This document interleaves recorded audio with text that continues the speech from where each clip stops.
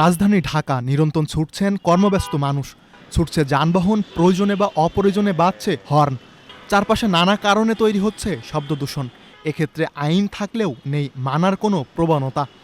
বিশ্বে শব্দ দূষণে অন্যতম শীর্ষ শহর এখন ঢাকা, যেখানে ৮০ থেকে ৮৫ ডেসিবেল মাত্রা শব্দ টানা শুনলে একজন স্বাভাবিক মানুষ ধীরে ধীরে বধির হয়ে যান। সেখানে ঢাকাবাসীকে নিয়মিত হজম করতে হয় ১১৫ থেকে ১২৫ ডেসিবেল মাত্রার শব্দ। রাজধানীবাসীর জন্য শব্দ দূষণ এখন এক নীরব ঘাতকের নাম।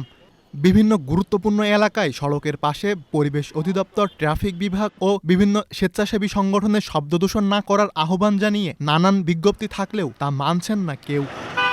মনে হয় রাস্তাতে এত হর্ন দেওয়ার কোনো মানে হয় না, সে এমনিতে হর্ন বাজাচ্ছে, যেটা মানুষের যে পরিমাণ ক্ষতি হয় সেই ক্ষতিটা আসলে মানুষের সামনে উঠে আনলে মানুষ এখান থেকে অত প্রতিকার পাবে।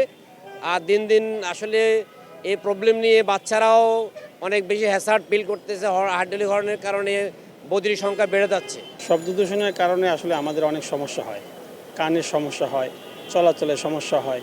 তো যারা গাড়ি চালায় ড্রাইভার, তাদের আসলে উচিত শব্দ দূষণ থেকে বিরত থাকা। বাচ্চাদের পড়াশোনার সমস্যা হচ্ছে, পাশে হাসপাতাল আছে, সেখানেও শব্দ দূষণের পরে রোগীদের ক্ষতি হচ্ছে। এই কারণে শব্দ দূষণ না হওয়াই ভালো। অত্যন্ত বিরক্তিকর শব্দ দূষণটা ঢাকা শহরে, অত্যন্ত বিরক্তকর। রাস্তায় বের হলে অনেক শব্দ হয় কিংবা অনেক সমস্যার মধ্যে পড়তে হয়, তো এই জন্য হর্নটা কম বাজালে আমাদের জন্য ভালো হয়। শব্দ দূষণের ভয়াল শিকার স্কুল কলেজের শিক্ষার্থীরাও।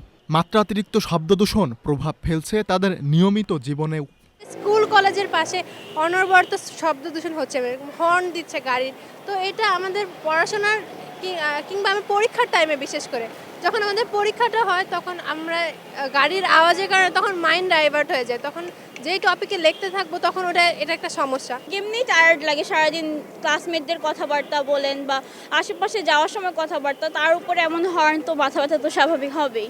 হসপিটাল, বিশ্ববিদ্যালয়, যে বিদ্যালয়, এগুলোতে হচ্ছে হর্ন, গাড়িতে হর্ন বাজানো একদমই নিষেধ, কিন্তু কেউ হচ্ছে এটা পালন করতেছে না। ট্রাফিকে দায়িত্বরত পুলিশ সদস্যরা শব্দ দূষণের সবচেয়ে বড় শিকার।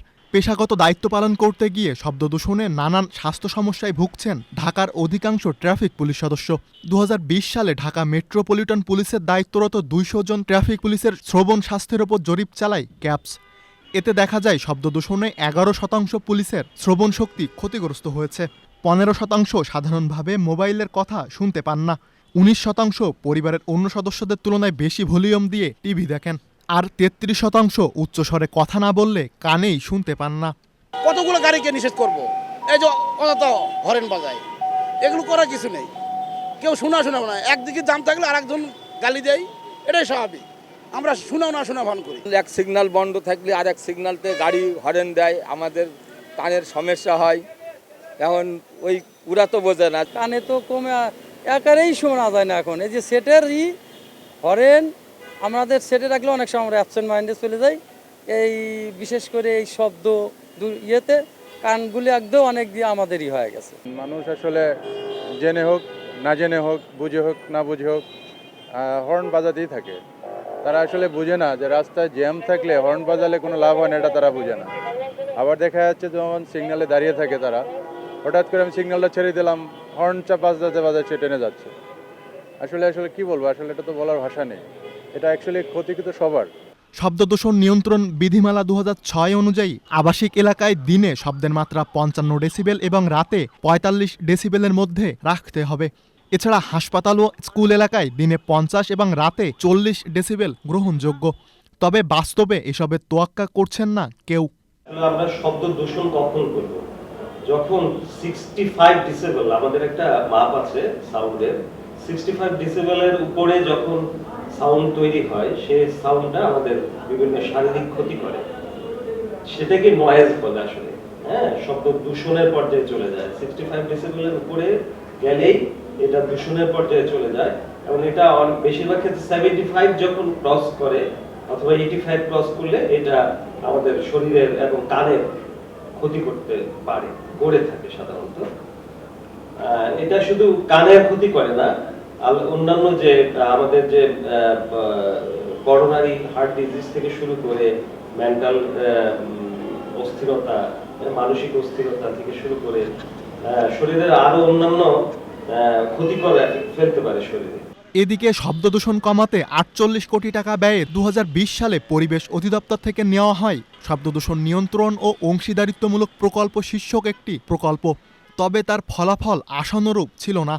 প্রকল্প নিয়ে ক্যামেরার সামনে কথা বলতে চাননি এর পরিচালক সৈয়দা মাসুমা খানম। তবে পরিবেশ অধিদপ্তরের অন্য এক কর্মকর্তা জানালেন, ওই প্রকল্পটির জন্য পর্যাপ্ত সময় ও লোকবল না থাকায় সঠিকভাবে এটির বাস্তবায়ন করা সম্ভব হয়নি। শব্দ দূষণের বিরুদ্ধে আমাদের যে অভিযান এটা অব্যাহত আছে এবং আপনারা জানেন যে শব্দ দূষণের জন্য একটা পরিবেশ অধিদপ্তর করতে একটা প্রকল্প কিন্তু গৃহীত আছে। সেই প্রকল্প এখনো চলমান এবং সেই প্রকল্পের আওতায় জনসচেতনতা বৃদ্ধি এবং শব্দ দূষণ কীভাবে রোধ করা যায় সে বিষয়ে ইনসেপশন ওয়ার্কশপ সহ অন্যান্য বিভিন্ন ধরনের আমরা কাজ করে যাচ্ছি এবং নতুন একটি বিধিমালা শব্দ দূষণ যে বিধিমালা আছে 2006 সেটাও কিন্তু এখন আপডেট করা হচ্ছে এবং আপডেটের কার্যক্রম সেই প্রকল্পের মাধ্যমে করা হচ্ছে। আমেরিকান হার্ট অ্যাসোসিয়েশনের তথ্য অনুযায়ী শব্দের মাত্রা প্রতি 10 ডেসিবেল বৃদ্ধিতে যে কোনো বয়সের মানুষের স্ট্রোকের ঝুঁকি 14 ভাগ করে বৃদ্ধি পায়। বিশেষজ্ঞরা বলছেন, বাংলাদেশে 2022 সালের তুলনায় 2023 সালে দ্বিগুণ বেড়েছে হৃদরোগীর সংখ্যা, যার অন্যতম প্রধান কারণ শব্দদূষণ। সুলাইমান কবির, চ্যানেল এস, ঢাকা।